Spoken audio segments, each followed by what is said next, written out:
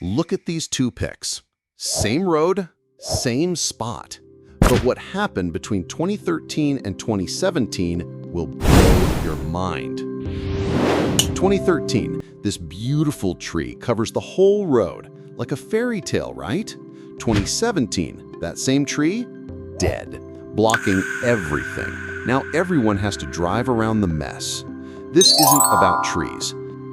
This is about parents who think they're being nice, but they're actually destroying their kids. Meet Sarah. Works 2 jobs, drives her 8-year-old son Aiden everywhere. Honor roll stickers on her car. She looks at Aiden and thinks, I'm gonna give him everything I never had. You know someone like this, right? Here's what Sarah doesn't know. She's about to mess up her kid so bad, it'll ruin his whole life. And if you're doing what Sarah does, your kid might be next. It's 11 p.m. Sarah's still in her work clothes, scrolling Facebook. She sees a pic from Aiden's soccer game. All the other moms are there cheering. Sarah wasn't. The guilt hits. She pictures her 8-year-old looking for her in the crowd, not finding her. Her heart breaks. I'm the worst mom ever. He probably thinks I don't care. What if he remembers this forever? Next day, Sarah hits GameStop, buys a $399 PlayStation, money she doesn't have. Aiden's face lights up. Thanks, Mom. You're the best. Sarah feels amazing. She's a good mom again. But here's what Sarah doesn't know. She just taught Aiden something that will destroy him. What was it? Keep watching. Target. Toy aisle. Aiden wants a $60 Lego set. Sarah says no. She's broke from that PlayStation. What happens next will shock you. Aiden screams, I want it. You never buy me stuff. You don't love me. Everyone in Target stares. An old lady shakes her head. Some teen starts recording. Sarah's brain goes crazy. Everyone thinks I'm terrible. What if this goes online? What if people see this? Fine, she says, grabbing the Legos. Her hands are shaking.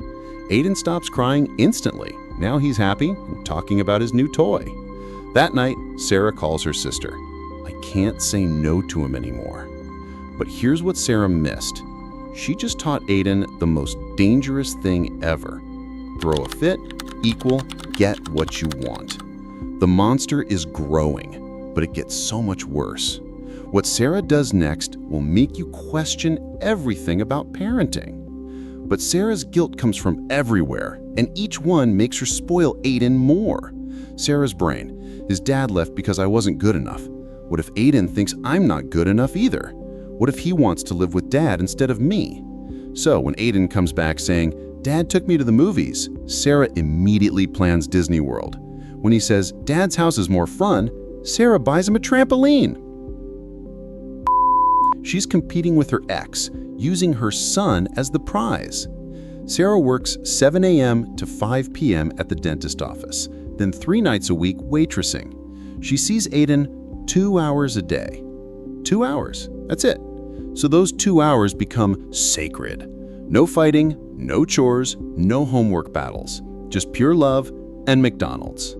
I miss him all day. I can't waste our time being the bad guy. Jessica posted 47 pics from her son's pool party. Amanda's kid won the science fair with a project that took weeks. Michelle took a mental health day to volunteer at school. Sarah can't compete with time, so she competes with toys. Other kids get Disneyland vacations. The least I can do is buy him those $200 shoes. You should have tried harder, Grandma says. In our day, people didn't give up so easy. Kids need both parents. They don't know about the drinking, the cheating, the fights. Sarah just nods and buys Aiden more stuff to make up for the broken home.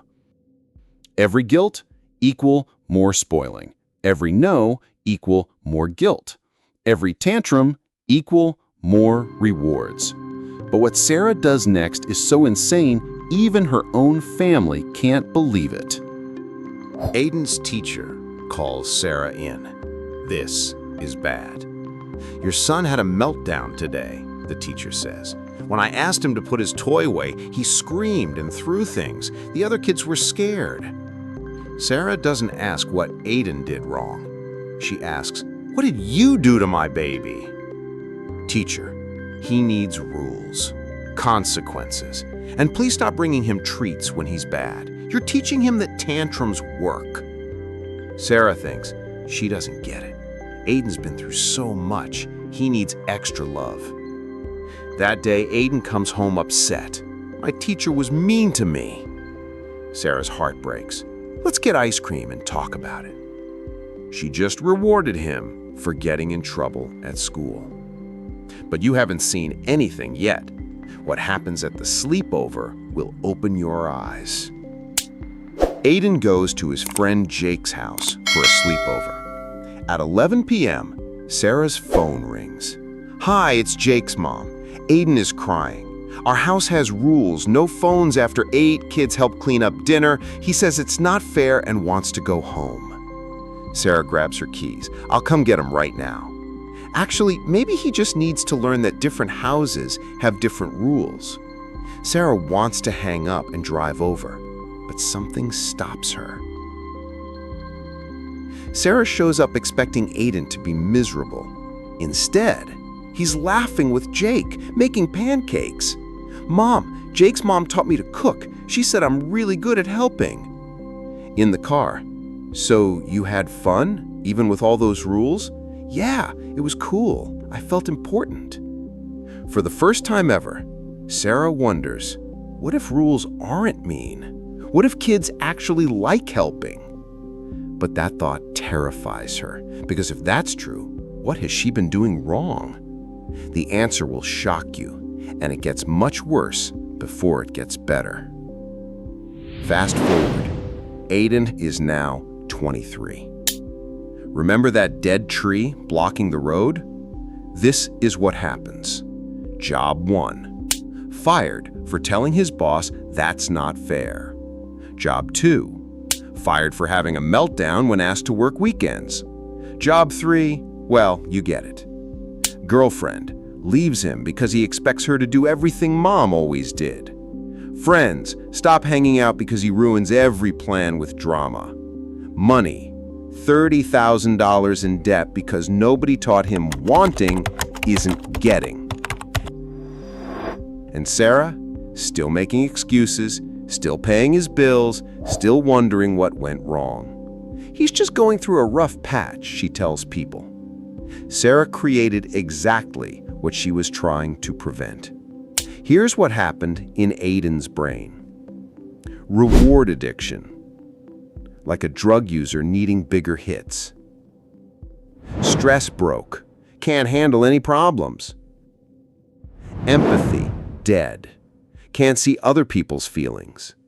Everyone who loved that beautiful tree now has to deal with the mess. Sarah's other kids get ignored. Her family's exhausted. Aiden's future kids, they're screwed too. But here's the crazy part. Sarah could have prevented all of this with one simple thing. What was it?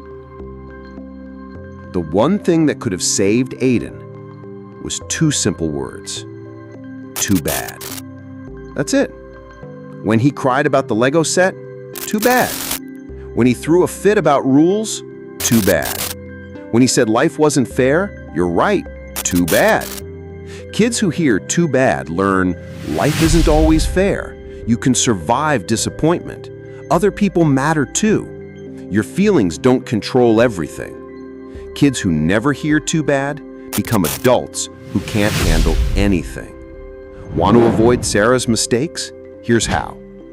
Boredom is good. Stop entertaining them every second. Chores are love. Give them jobs. They need to feel useful. Tears are normal. Let them cry. They won't die from sadness. Rules aren't mean.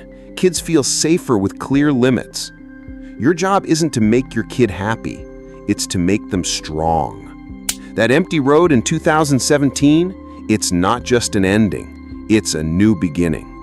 Sometimes you have to let the fake shelter fall down so your kid can learn to stand up. The question every parent needs to answer: are you growing a strong tree with deep roots, or a beautiful disaster waiting to crash? Your kid's future depends on your answer. If this opened your eyes, share it, because right now there's another Sarah making these exact mistakes, and another kid whose life hangs in the balance. Hit subscribe. Save a family.